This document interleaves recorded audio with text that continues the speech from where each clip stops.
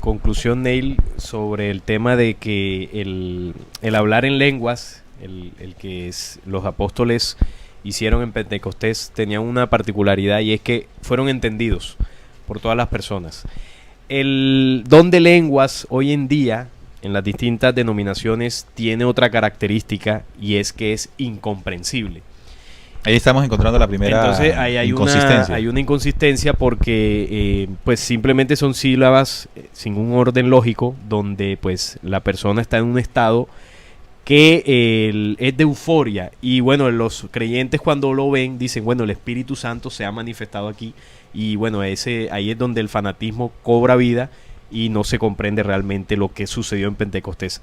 Hay una cita en Corintios, porque en 1 Corintios 14 Pablo de Tarso explica el tema del don de lengua. De los dones. De los dones, porque además cuando sucede lo de Pentecostés, que bueno, los apóstoles difunden esto, se crean las comunidades, se empezó de alguna forma a confundir o a malinterpretar lo que pasó en primera instancia con los apóstoles, y ahí Pablo empieza a aclarar. Sí. Entonces él escribe a los corintios, le dice: seguid el amor y procurad los dones espirituales, pero sobre todo que profeticéis.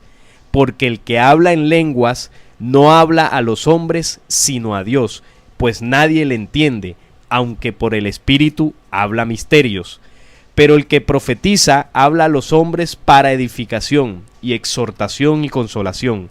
El que habla en lengua extraña, a sí mismo se edifica, pero el que profetiza edifica a la iglesia.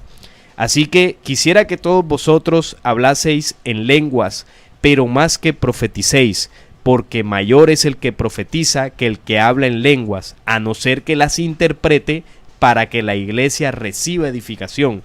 Claro. Ahora pues, hermanos, si yo voy a vosotros hablando en lenguas, y nadie me entiende, ¿qué os aprovechará? Claro. Si no os hablare con revelación, con ciencia, o con profecía, o con doctrina? Ciertamente las cosas inanimadas que producen sonidos como la flauta y la cítara, si no dieren distinción de voces, ¿cómo se sabrá lo que se toca en la flauta o con la cítara? Y si la trompeta diere sonido incierto, ¿quién se preparará para la batalla? Así también vosotros, si por la lengua no diréis palabra bien comprensible, ¿cómo se entenderá lo que decís? Porque hablaréis al aire. Tantas clases de idiomas hay seguramente en el mundo, y ninguno de ellos carece de significado. Entonces, bueno, sigue más y ahora iré tocando otros puntos. Pablo aquí lo que le da a entender en ese momento a la comunidad de Corinto es que se estaba confundiendo el proceso de hablar en lenguas, porque estaban hablando en idiomas extraños, claro, que la iglesia no entendía. O sea, la iglesia significa a la gente que estaba congregada, sí, escuchando, a la congregación, el mensaje. Exactamente. Pero vamos a ir concretando cosas aquí.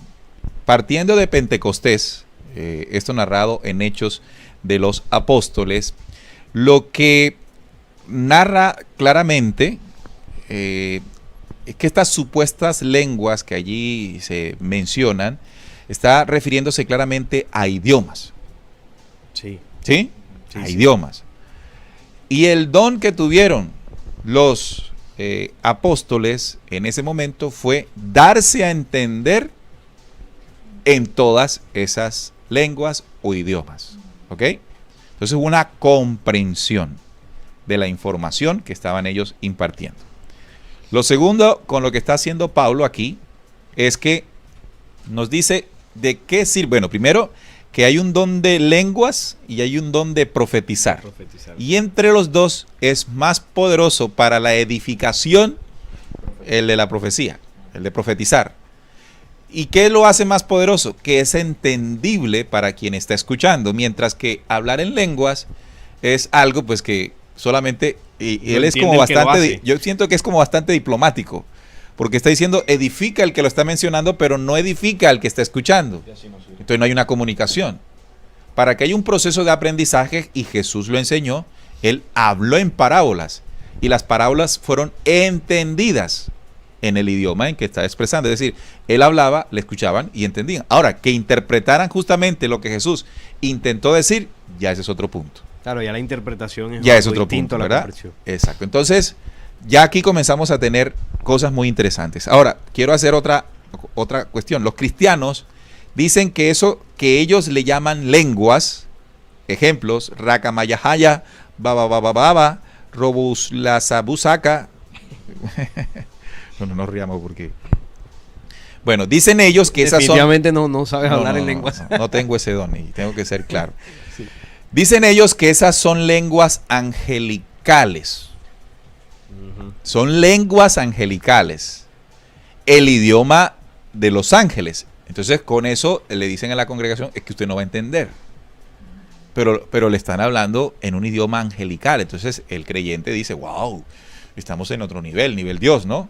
Entonces, como estoy presente escuchando un mensaje angelical, por lo menos mi espíritu lo va a entender. Sí. Mi razón no lo entiende absolutamente nada, pero en la creencia asumo que es el espíritu. Pero allí hay que hacerse una pregunta. ¿Cuándo los ángeles se comunicaron con los hombres y qué idioma utilizaron para comunicarse? Y cuando me estoy refiriendo a los ángeles, me estoy refiriendo a los seres venidos desde las estrellas, de parte de las jerarquías de luz, para entregarle un mensaje y conocimiento a la humanidad. ¿Acaso lo hicieron en un idioma que nosotros no entendemos? ¿O nos hablaron en una lengua, idioma comprensible para nosotros? Bueno, solo basta hacer un recorrido de los diferentes contactos que han habido en el planeta Tierra y nos daremos cuenta que esos mensajeros, ángeles mensajeros, utilizaron el idioma de quienes lo contactaron. Contactaron. De quienes contactaban, sí. Lo que también podríamos decir que se utilizó en diferentes oportunidades el mensaje telepático. Pero llegaba el mensaje entendido a la mente en el lenguaje del receptor para que hubiese una comprensión. Lo que queremos decir aquí es que para que haya una edificación, como Pablo de Tarso lo estaba mencionando, tiene que haber una comprensión del mensaje para que haya edificación, para que haya un reconocimiento de la información, un aprovechamiento de la misma y luego una aplicación en la vida de la misma.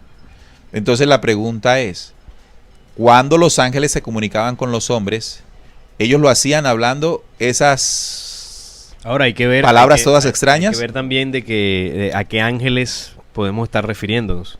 Bueno, yo creo que incluso los contactados de la otra fuerza también tuvieron que hacerse entender en su manipulación y todo. Sí, pero ahí hay un lenguaje, sí, por supuesto, pero el lenguaje de sílabas tiene un efecto, ya, digamos, energético. Cuando se habla del lenguaje angelical, digamos, puede sonar pues muy luz, ¿no? Muy bonito, muy angelical, todo. Pero detrás de eso, que pues, en la parte final del programa lo profundizaremos, sí puede haber un lenguaje de seres, también, digamos, de una connotación extraterrena, que también aportaron esas ciencias en el pasado. Ok, entonces, como adelantándome, el mensaje venido de las estrellas es un mensaje comprensible. El de luz. El de luz. Un mensaje comprensible, sencillo, directo. Y que edifica. Claro.